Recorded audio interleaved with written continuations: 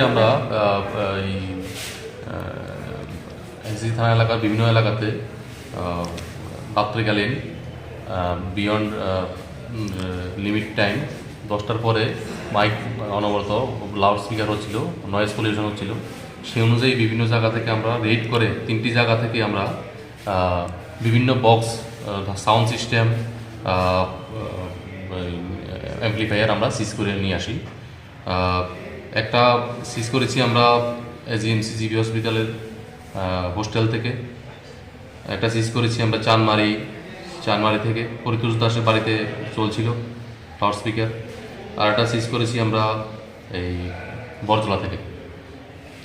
তিনটি জায়গা থেকে আমরা সিজ করে সর্বমোট 12টি স্পিকার আইটেম আমরা সিজ করেছি, লাউড স্পিকার আইটেম, অন্যান্য সামগ্রী সহ, যেগুলির বর্তমান বাজার মূল্য আনুমানিক 2 লক্ষ টাকা হবে।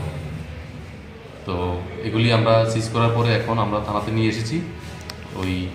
ওই মালিকগুলির বিরুদ্ধে আমরা মাননীয় আদালতে আমরা কেস পাঠাবো।